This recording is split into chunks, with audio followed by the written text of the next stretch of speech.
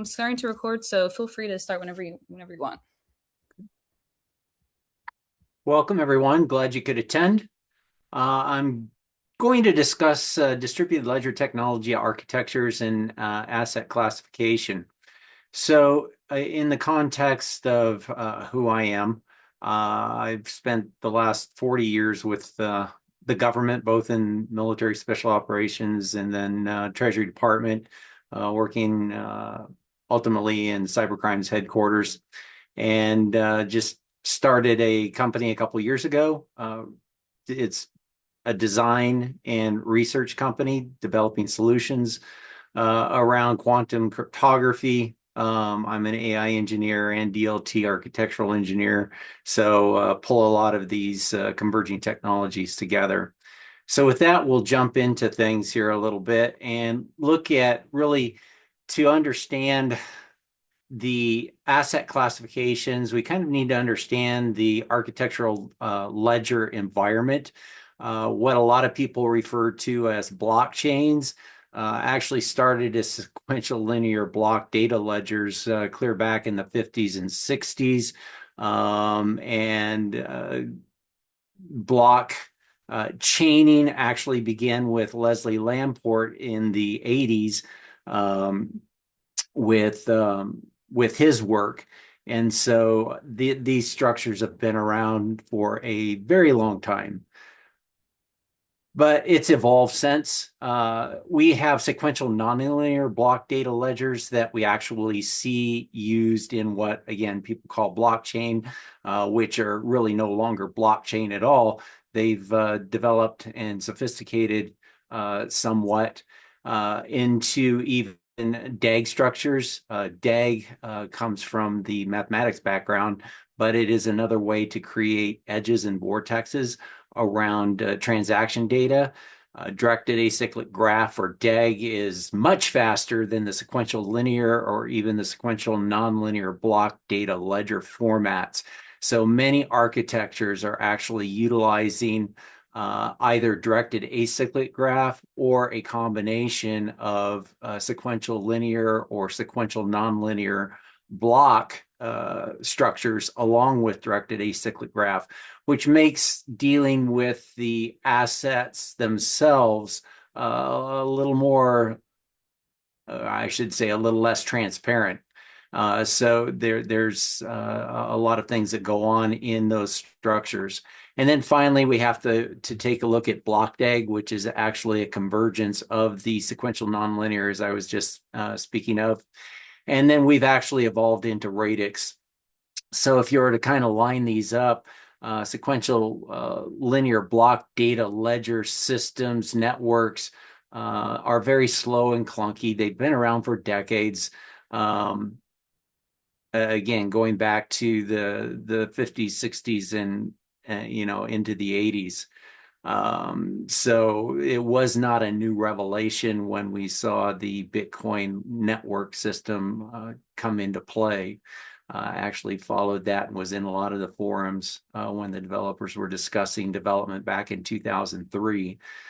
Radix is far more advanced technology. Not many people use it because they really don't understand it, which is why people didn't use Bitcoin in the early days. They didn't understand it, and developers still building on something that moves.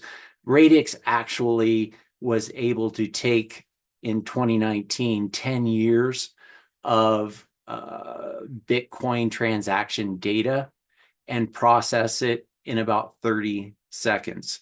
So that shows you the relative speed of the radix network. So now that we have a little better understanding of the different architectures, we can kind of start getting into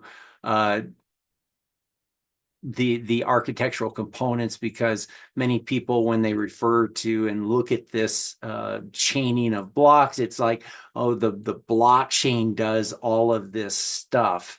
Well, when you look at it architecturally, it actually looks more like this. The ledger system actually sets down here as a small component because all it does is actually archive data. That's it. It doesn't do anything else. all of these other functions going on around it are doing all of the work. And that's where we run into a lot of the development and things like that. So we also need to understand a little bit about the network access designs, as I refer to them sometimes within this presentation particularly.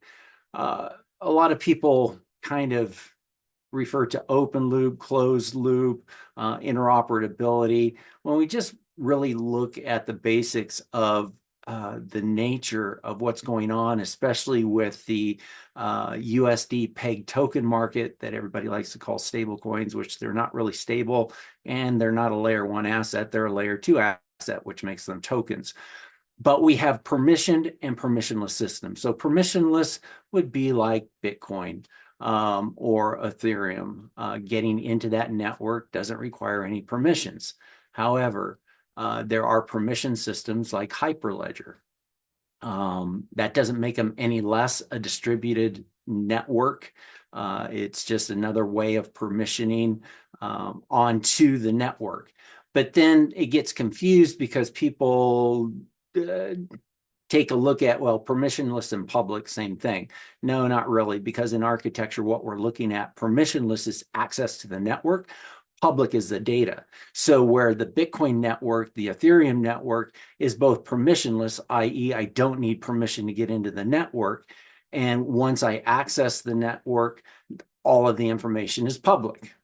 Whereas Monero is a permissionless system, but the transactions are not public. They are private to the sender and the receiver. So permissionless systems can be public or private in terms of the data, even though access to the network themselves are permissionless. So again, that's what we're moving to in this USD peg token market environment, is that you've got you have players like Circle, who is actually building out their own permission system. You already have the banks, and I worked with the FDIC shutting down Signature, Silvergate, SVB, and re-architecting, reverse engineering, and actually taking down their network systems. So within the banking sector, we do have very much a permissioned system that provided services exclusively to customers, and those customers, that data, so we were both permissioned and the data was private. Nobody wants to put their banking information out there in public. So that gives us a little more insight into how we access networks and the visibility, transparency of the networks themselves with regards to transaction information. So then when we take and put all of this together, in most technologies like the TCP/IP internet protocols actually have a 4-layer stack as well. Well, the base for distributed ledger technology is the TCP/IP. And so without that, there is no network. As a matter of fact, there's ongoing concerns about a deteriorating and sectoring of the primary internet lines, which would heavily impact the distributed ledger environment of, say, Bitcoin, Ethereum, and things like that, because then you wouldn't have a global system anymore. You'd actually end up with continental groupings, which really begins to cause some problems for developers when we began contemplating a deterioration of the base internet layer, which is different than the web. The web resides up in layer 3, which is where you get your distributed applications. Layer 2 are your contracts, your rollups, your bridges, your channels with regards to your relay and hub architectures. And then layer 1 is where you see the main net of everything that's going on. So that's going to include your node infrastructure, your consensus protocols, your messaging protocols, your digital signature algorithms. All of that is within your layer one. So once you move outside of layer one, you're into your layer two contracts, your rollups, things like that. You begin to process transactions off mainnet. So then when we take a look at actually looking at the assets that converged with distributed network environments, that was really the defining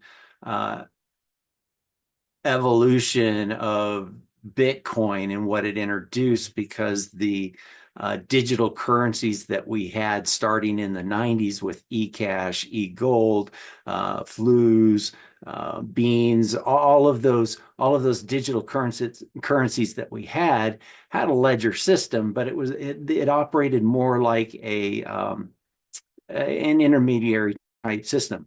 Although I will have to say that many of our systems, and I will say again a little later on, have become heavily engaged with intermediaries. So they're not the true peer-to-peer distributed networks that a lot of people hypothesize or envision them to be.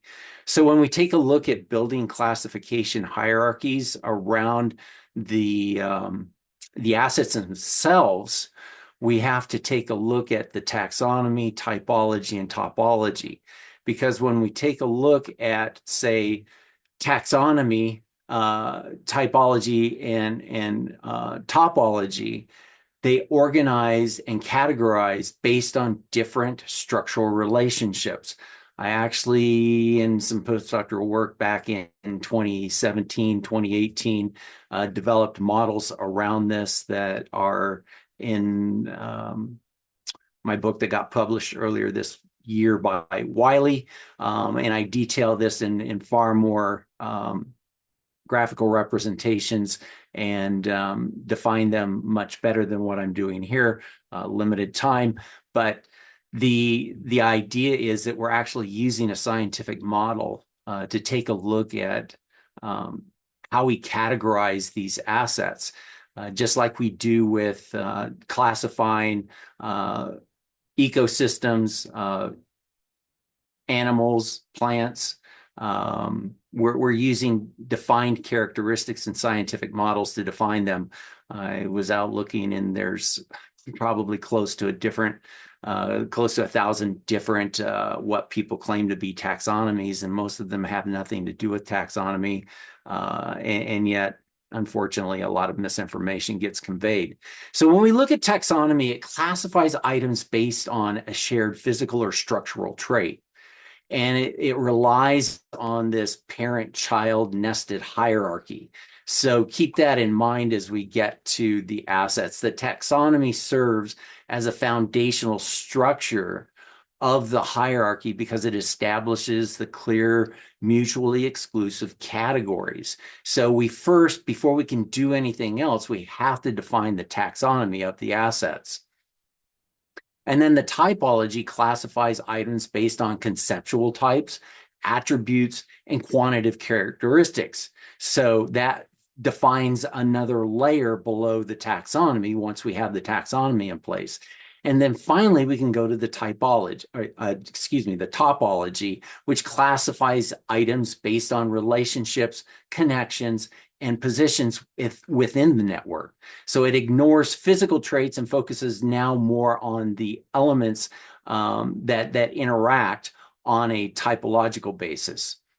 So how that looks, when we look at a taxonomy of the hierarchy of digital assets as a whole, we have to break out DLT-based assets from virtual environment assets, because these are rooted in two completely different technologies. If we don't make that distinction, we get this blurred line and it gets very, very confusing. Anybody that I've ever seen try to explain why DLT-based assets are also virtual assets confuse people, because it doesn't make any sense. Two different technologies, two different types of assets. So I'm not going to focus on the non-DLT virtual asset side. It's there for your viewing, but the DLT asset side, we can basically begin to break them into financial assets, contract assets, which we do get some overlap here. Within the mainnet, we do see our coin currencies. Those are your Bitcoin, your Ether, on Ethereum. Ethereum is the platform, Ether is the asset. It's been that way in the white paper since 2014. And other assets like Litecoin and things like that. We also get into our RWAs, our real world assets, and our synthetic financial instruments. So when you take a look at, say, USD peg tokens, stable coins, they're actually what we refer to in financial economics as synthetic. Technically, within cybercrimes, when Tether first became a thing in 2014 on the Omni layer on Bitcoin, it was basically a counterfeit of the US dollar. Now that they've been legalized through that doesn't make them legal tender, but it makes them legal to basically use the US dollar. They're technically financially structured as a synthetic financial, as opposed to real world assets, which we'll get into a little bit.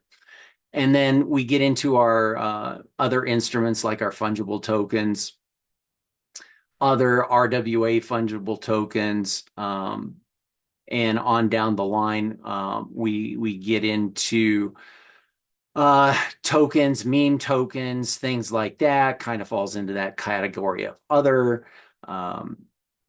And then our non-fungible tokens, our NFTs, kind of take a class in and of themselves. Very big deal back in 2017 through 2019. Not many people deal in the NFT market much anymore. And then the multi-class tokens. So that gives us a basic taxonomical breakdown to then basically look at a typological. So again, the focus on DLT-based asset here. When we take a look at the technologies, layer one supports coins. It's been that way since the beginning. Bitcoin established that as the standard for layer one assets. They are coins. Layer two, Ethereum established that in 2014 through their white papers, is that layer two contracts, mint tokens. So that became the typological breakout from the beginning of the difference between coins and tokens. Unfortunately, many people use them synonymously. However, we have to make this distinction because that's how they were established in the beginning. And it helps us better understand the difference between our layer one assets and our layer two assets.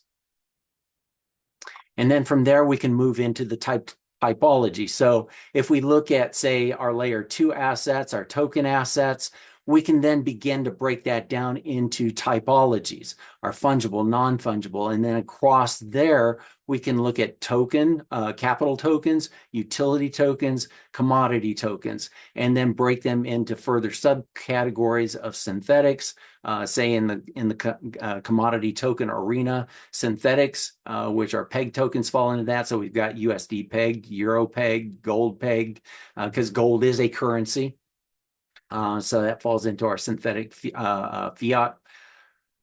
Synthetic currency. Our RWAs are things like tokenizing real estate shares, agricultural commodities, other precious metals, silver, titanium, things like that, which is being done. Diamonds are another one. Collectibles, NFTs, NTTs, MCTs. These are all different. During the NFT craze, many people didn't understand the difference between MCTs, NTTs, and NFTs, which again led to not taking good care of them and having them stolen. So that our capital, on the capital side, we have synthetic and RWA equity tokens. The synthetic equities, to make a distinction there between synthetic and RWA. Synthetic is where basically the share, the security itself, circulates on a traditional market. But I can mint a token, say, in a contract, and trade that token that, say, represents Tesla or IBM or Apple or Google. And believe it or not, those tokens, those synthetic tokens of existing securities, have existed since roughly 2019, and have been trading on these different markets completely unregulated. But they're not trading the share that trades on the traditional exchange. They're trading a representation. So that becomes a synthetic. Whereas the RWAs, you now have companies that are issuing their shares not as paper shares, but as digital shares. Those are the only ones that exist. It's kind of ridiculous to make a digital representation of something that's already digital and trading in digital markets. And that's where the equities side is really moving in this technology. And then we can see that in the derivatives market, debt market, and then we've got hybrid and DAO tokens, which again exist. So hopefully that gives you a better understanding of the taxonomy, typology, and topology of a lot of these assets. Now, just to move things along the line here a little bit, we've looked at some of the basic distributed network architectures, but there are some alternative architectures that actually build off of the mainnet. So I explained the mainnet, but here would be an example of the L2 child chain architecture. So the mainnet we've discussed, that would be similar to, for simplicity's sake, we'll go back to our 2010 version of the Bitcoin mainnet. We'll just call this Bitcoin for simplicity. When Omni came along, it wasn't originally Omni, it was titled Mastercoin. The developer decided, you know what, that sounds like we're trying to compete. And here again, they said, we want to maintain the nomenclature of coin as being on the mainnet. So they renamed Mastercoin Omni, and the asset that they had created, they renamed Tether. And so that kept any confusion from it being a coin or trying to compete with Bitcoin, as it was rapidly becoming adopted as an alternative investment and not an alternative digital currency. Tether saw early on the need to basically create a value pegged token asset apart from the Bitcoin asset that was beginning to be traded. So that was a little bit of the logic behind it in the early day. The other is a sidechain architecture, alternative architecture that again builds off the mainnet. In these L2 sidechain structures, you'll typically, what you have is a two-way peg, because it can actually transact far more independently, and it will actually create its own asset.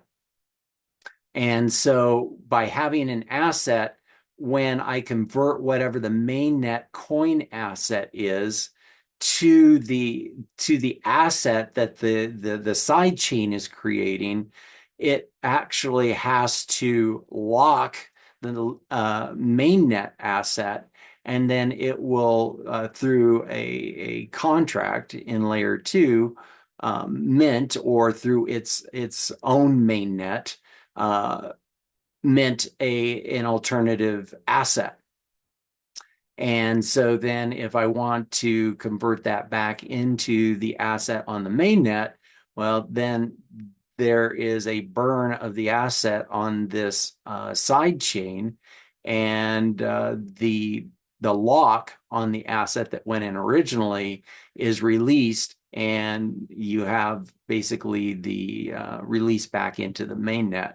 And the mainnet actually records the locking and it records the release, but it doesn't record any of the transactions that took place on that child chain mainnet.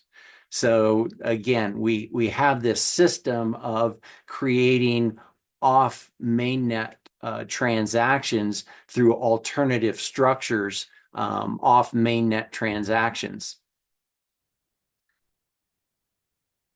And then we get into our relay and parachain, para network architecture. So basically what you have is a backbone, that's the relay. It, in essence, acts as a parent, if you will, and it actually validates all of the transactions of the parachain. Again, it is the enforcer of everything that goes on with all of the parachains. So it maintains a ledger of its own. Plus, it does tend to maintain a secondary ledger of the parachains. So that's why you have these validators between the parachain and the slot that they occupy on the relay chain.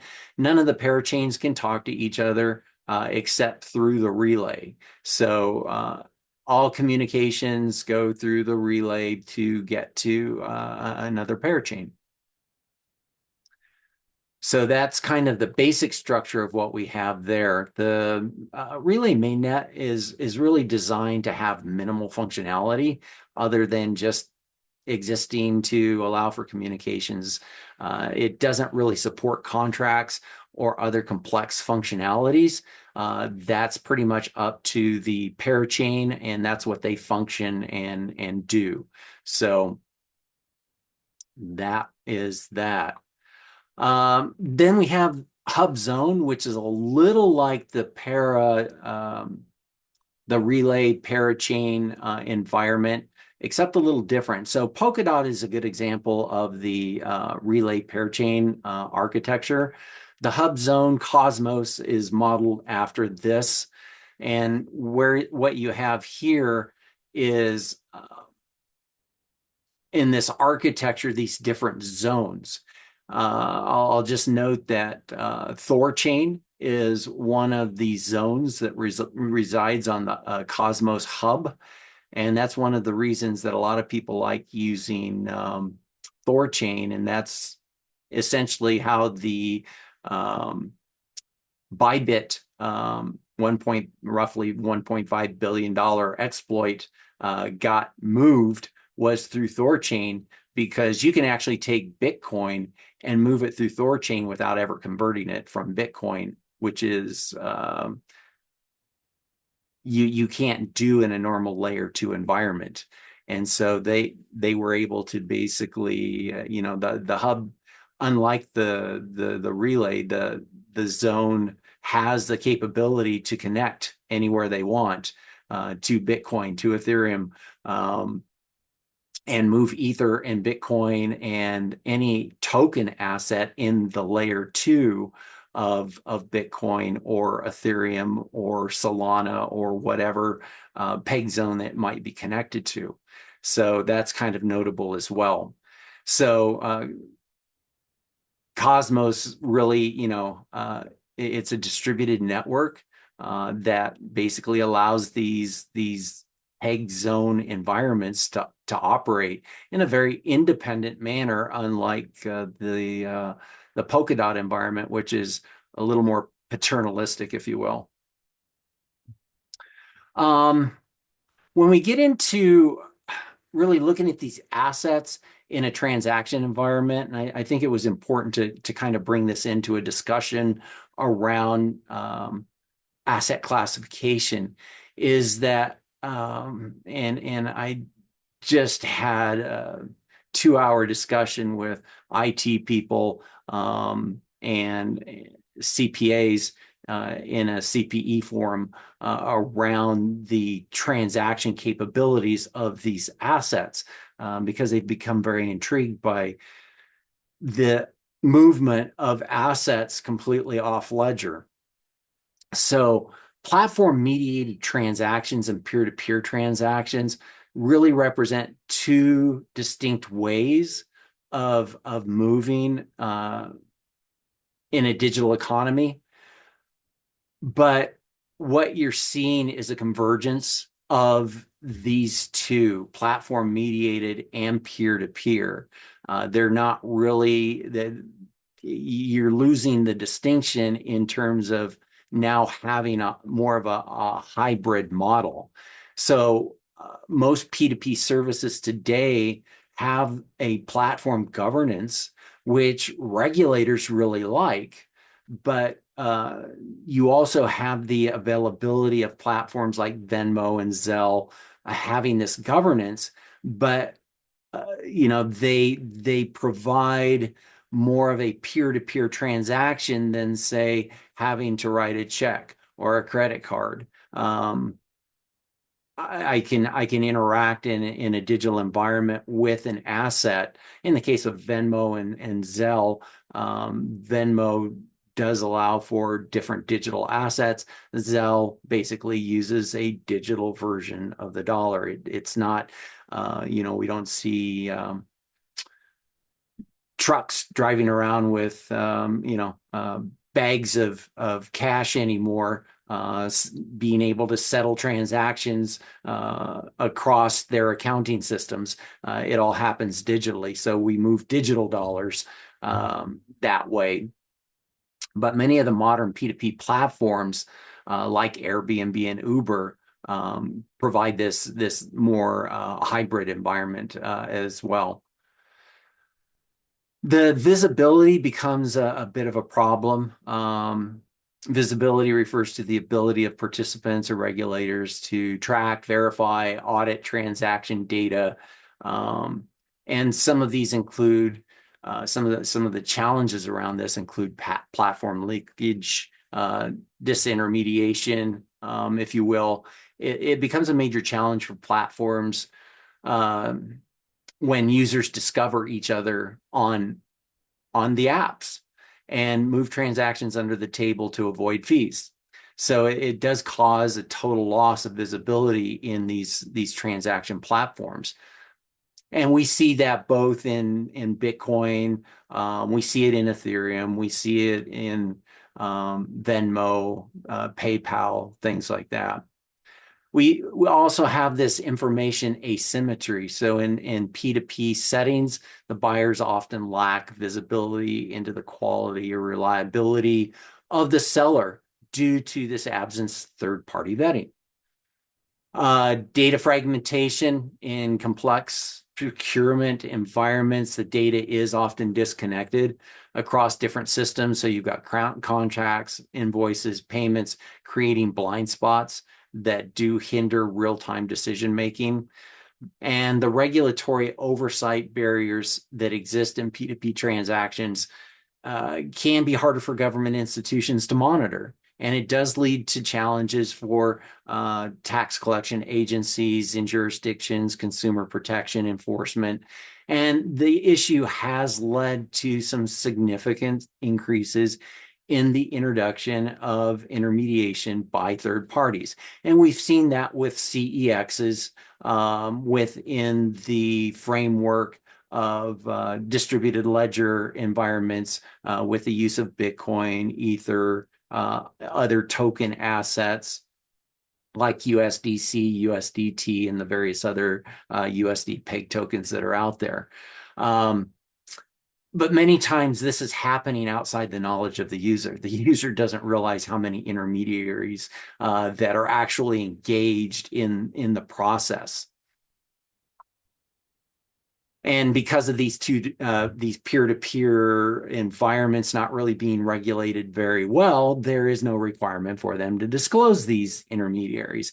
But in pretty much all of the environments where there have been exploits of CEXs and things like that, they've almost always involved third parties that they use that have led to the exploit. Some of the exception tracking, so the visibility into exceptions such as approval delays or invoice holds, are usually really poor in P2P processes. So oftentimes late payments, operational bottlenecks occur. When we look at cross-border settlements, that environment is extremely complex. Chose not to put up the Fed chart of how many agencies and things like that a dollar transaction goes through. But in cross-border transaction, it usually involves, purchase, routing and processing, payment verification, transaction confirmation, fulfillment, and then settlement. Especially with cross-border transactions involving US dollars, then we have to get the correspondent banking system involved. So some of the key challenges here are the regulatory fragmentation. Again, the payments have to navigate through various AML, KYC, sanction screenings across the various jurisdictions. A sanction in one country isn't necessarily a sanction in another country. So depending on where the transaction's hitting, you get these fragmentations. Data protection conflicts, so strict data privacy regulations like GDPR in Europe, complicate the transfer of personal information because it's not quite as robust. Data privacy regulations aren't as robust in other countries. And so when you're trying to deal with a country that has very robust data privacy, then you run into issues. Technology inconsistencies. So different technologies run into this all the time in payment networks, crossing jurisdictions, even within different payment systems. It's kind of like if we were to go back old school, you had to figure out what credit card or bank card a restaurant would take because their technology didn't support all the credit cards that existed. Old school example there. Now everybody pretty much takes everybody's credit card, but not completely, not universally, but inconsistent tax treatment becomes another problem. And then operational risks, inefficient manual processes that take place behind the scenes. Of course, cybersecurity threats to digital platforms become a problem. And just there's always this high risk environment of errors and financial loss. Because I don't know how many times I've been contacted, my Bitcoin transaction's been tied up in the mempool for 3 months. What do I do? That's not always visible. They've got to kind of, figure out what on earth is going on. So CEXs have developed some methodologies where the child pays parent, things like that. But it gets kind of complex. Integration of distributed ledger cores. They've been cores from the beginning. People started calling them wallets because within the core that allows you to interface with a distributed network data ledger environment. All of this software is in this core. Well, within all of the software, when you download what gets called a wallet, there's this little .dat file that years into Bitcoin, they started calling wallet.dat files. How much easier can we make it for a cyber criminal to basically infiltrate your system and find your private key? Because that's what that .dat file is. That's your private key. So let's just name it so that we can just go in and steal it. Because that's not how they were originally named. So we've made it very easy for cyber criminals to kind of attack the system on top of making it permissionless. So the integration enables financial institutions to streamline cross-border settlements. And that's what we see happening right now with the whole USD peg token market, is that we are starting to see how we can integrate and use technology to streamline these processes, automate compliance within distributed ledger environments, and not have to rely solely on traditional centralized slow bank databases. So then we kind of take a look at some of the key integration models, tokenized deposits and synthetic fiat. I've already explained synthetic fiat. Tokenized deposits are something that JP Morgan Chase has really been tied into with their Onyx network, which is a distributed ledger data ledger network that is proprietary to them. And a lot of the banks are building off of that system. So the platforms are increasingly integrating fiat-backed. Again, the common nomenclature is stable coins or tokenized deposits. Cross-border settlement networks are being adopted for cross-border settlement. We're getting into the trying to work with the, replace a fragmented, slow correspondent banking process with near real-time gross settlements. And that basically is, sometimes, a 5 or 10-second delay due to not batching transactions. So that near real-time gross settlement is what we're looking at. When we take a look at integration of architectures and risks here, so we've got API-based gateway integration within these distributed ledger systems. Bitcoin's full of them. Ethereum is really full of them.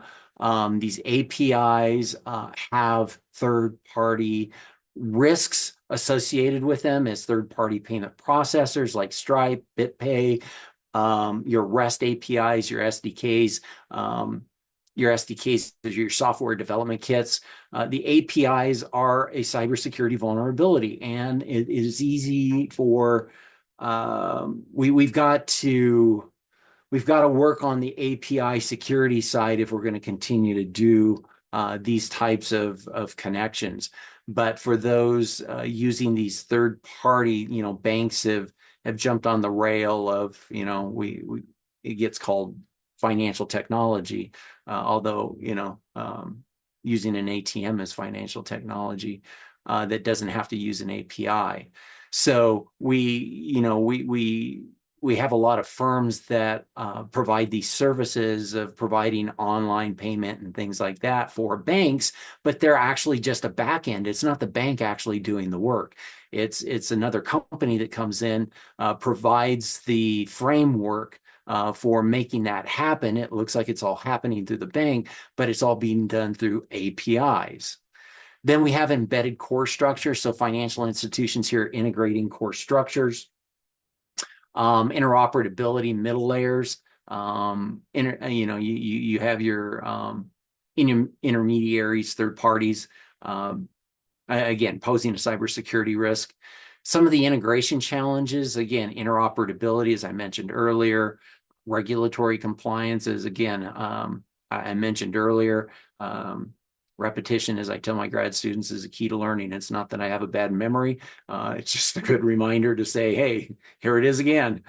Security and risk mitigation. While DLT is secure in terms of the ledger itself, because it's hashed data, understand that what people like to call blockchain as a technology, again, block data has been around since the 50s, 60s, 80s, and the chaining of them. So there's nothing revolutionary about that. That data ledger does encrypt the data and maintain an archive. But we've still got all of that periphery that I showed you earlier around the APIs, the node networks, the messaging, and then securing the raw data, because even though the data that goes into the block is encrypted through a hash, where does the raw data live? talk more about that in a little bit here. But everybody says, oh, well, we read the blockchain. Well, how do you read hash data? The whole purpose of hashing it is so nobody can read it. But it does give us of that data, here is the hash that says this data can only have this marker. And so, we use that as a marker, but where does the raw data live? You can't just destroy it because it has to be recalled for future transactions. Like I say, I'll talk about that in a minute. Legacy modernization, mitigating existing IT systems, distributed ledger based infrastructure does require significant capital investment and a long changeover period because you've got all your legacy systems that you've got to bring over. Artificial intelligence technologies are facilitating that in a great extent because through artificial intelligence, data standardization methodologies, it is making it a little easier, but again, it requires some implementation even once you introduce the artificial intelligence technology, whether it be an LMN, a CNN, whichever AI technology that you need to integrate that data, because you're going to use, because if it's, for instance, image data, you're going to have to use GANs, CNNs, RNNs, all of which are machine learning technologies, but that's going to be different than purely transaction-oriented numeric alphanumeric data, which has to be handled through NLP, natural language programming. So you've got all these different AI technologies that you've got to integrate together. Hope that makes sense, because a lot of times people's idea of AI is that it's a singular technology. Artificial intelligence is just an umbrella of dozens of different technologies, depending on what it is that you're trying to do with them. So just point that out. Distributed ledger technology does offer some significant potentials, of course. We do end up with some asset valuation challenges, volatility, data gaps, lack of standardized models, illiquidity, which is a big part of what's happening to Bitcoin, driving down the valuation within financial economics. You have to remember that Bitcoin was created as an alternative currency system. It's called in the white paper electronic cash, not electronic alternative investment system. And so because of hoarding in financial economics, which is completely different thought in macro and microeconomics, they treat currency like a commodity. You can't do that. Currencies have different economic models. And when you hoard a currency, what do people do? They look for alternatives. And that's exactly what's happening. And alternatives are being presented through the USD peg token market, which makes things like Bitcoin and Ether and things like that, not as attractive. Discounting restrictions are the final one there. And when we take a look at attribution challenges, as I begin to wrap this up here, when we look at transparency, analytics, and things like that, attribution refers to linking what everybody likes to call on-chain activity to specific individuals or legal entities. So node versus ledger perspective, law traditionally assumes functions are centralized in one entity. In distributed ledger technology or distributed ledger or distributed network data ledgers, it's really unclear if regulators should hold individual participants, i.e. node perspective, or the entire network, i.e. the ledger perspective, responsible for creating legal uncertainty. So distributed responsibility really falls into a number of different developer realms as well. When you look at layer 2, layer 3, and you notice a little vertical line, that's a mathematical symbol meaning a union. Layer 2 and layer 3 require each other. Layer 3 is your web interface of layer 2 contracts. So that's where you get the convergence of layer 2 and layer 3 within the DLT stack, because the whole reason that layer 3 exists is to connect a user interface so that I don't have to load a bunch of stuff and understand layer 2 contracts to be able to interface with them. I can actually just, all of that is back end stuff. All I have to do is just go in through a website that the developer creates, and they make it easy, user friendly to interface with that layer 2 contract. So these permissionless network stacks deploy these layer 2 contracts without entity disclosure requirements. So it really prevents making attribution forensic or heuristic for legal liability involving these transaction errors, cybersecurity attacks, and illicit financial activity. I hope that's clear. Interoperability gaps, as I've mentioned before. Some of the analytic challenges here is that many networks operate on a permission basis. As I mentioned earlier, you don't see in the analytics that are done by many of the services of what happens on a permission system at the bank. You can't see it. It doesn't exist in the realm of outside of bank access. So all this rise in permissioned ledger systems are going to result in fragmented liquidity. It's going to reduce the ability to perform unified cross-network analytics. And nobody's really talking or thinking or preparing for that avenue. It's something I brought up back in 2010 when I was with cybercrimes and Treasury. It just, we've got to begin preparing now because it is going to happen, and it's here. While in the real-time data integration, mainnet ledgers do provide a near real-time data report. The average, say like on Bitcoin, 7 to 10 seconds per transaction, but you're looking at 7 to 10 minutes per block before, it actually hits, visibility.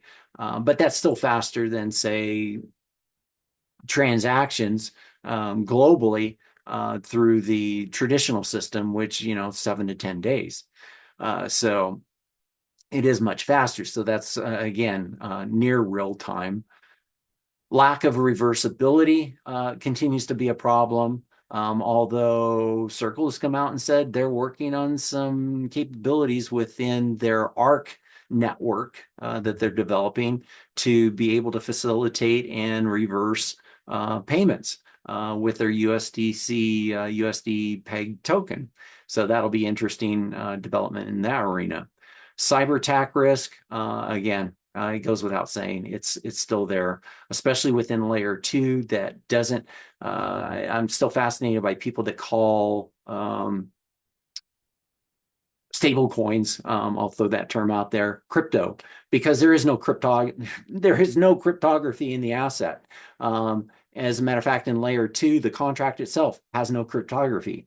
These assets are extremely vulnerable to exploit because what people believe and call crypto, which is short for cryptography, to protect the asset, there is none that exists there. So cyber attacks are going to continue to happen as long as people don't understand there is no cryptography there. It is not a cryptographic asset. The cryptography is in the mainnet with the digital signature algorithm at the transaction, and the transaction itself being fed into the data blocks and protected with hash cryptography. That's the cryptography, folks. The assets themselves, the private keys and everything else, that they all remain vulnerable. Relevance of heuristic science, forensic science, and audit evidence. So in these environments, and I'll wrap it up here real quick, because I think this is an important point. The the whole idea is, with heuristic science, which is data-driven clustering, forensic science, digital investigative techniques, and audit evidence systematic verification to ensure compliance. And audit evidence in the payment realm depends on the network. Auditors may be able to extract data directly from archived, unhashed transaction data. They may not. Comprehensive coverage, unlike traditional auditing that relies on sampling, DLT mainnet ledgers may allow for the audit of 100%. However, I have to note that most L2, L3 transactions are not recorded in mainnet ledgers.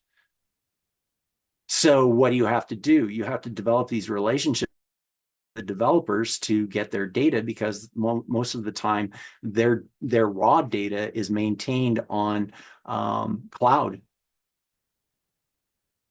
Internal control evaluations, auditors need to focus on the integrity of the consensus mechanism, the L2 contract controls, and access management, which again is pretty weak.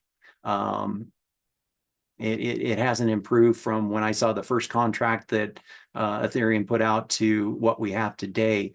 They're still extremely vulnerable, and there needs to be an RSO or an SRO, self-regulatory organization, that really monitors these, because government's really not in a position to be able to take on that scope. And just like with broker dealers in the securities arena, the SRO for FINRA looking over broker dealers, licensing, monitoring, things like that. An SRO is really needed in this internal control environment within the DLT space. When we look at heuristic sciences, it's transaction monitoring, risk mitigation, but understand heuristics is essential for analyzing large amounts of data, both transactions and user. But we have to understand the difference between heuristic attribution versus forensic attributions. Because when we take a look at forensic science, it applies to scientific methodology. Heuristics is like a best guess. So forensics, we have to introduce this chain of custody. So in distributed network digital ledgers, they do provide some tamper resistance, but I emphasize tamper resistance because we have many instances of these ledger systems being altered. So heuristic analysis is not forensic science. When we look at asset tracing, again, heuristic tools do enable a likely reconstruction of value flows.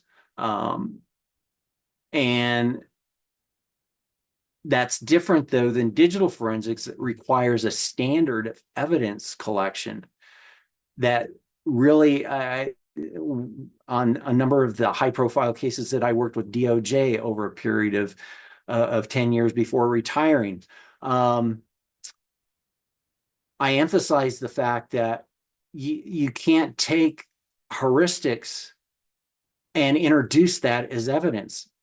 Because I said the first argument that I would come up with and actually use as an expert witness is the fact that you're saying this links to this. Did you take the raw data that you're using and put it together with the other data, the raw data of that block, and rehash it to ensure that those transactions that you say are part of this block actually are? Because the validator nodes, the archive nodes, store this data in 99% of it. I looked up the stats. It was just over 99%, because a lot of times you'll see, oh, well, they store the raw data in IPFS and file, decentralized file share systems. Now, that's actually less than 1%. Most of them go into cloud. And there's multiple instances of breaches of raw data, cloud environments that never get reported to the users of that network, because why would they? Loss of confidence. It's kind of like, bank runs in the old days. Everybody'd run to the bank and withdraw everything, and you'd have a liquidity issue. Evidence collection here. DLT data is volatile and time sensitive. So, capturing it from nodes before it's modified, ensuring it remains robust enough to be used in court is essential. So heuristics, again, versus forensics, we need to understand the difference, because I'll tell you that in this particular court case that I was not directly involved in, I was Hello? in an advisory role. Yes. I apologize. We just reached our time limit. Okay. Yeah, thank you so much though. Does anyone have any questions? No, that was the last slide. Oh, that was okay. Thank you so much for that presentation. That was good. Okay. All right. Thanks. Thank Bye. you so much. Thank you, David. Bye.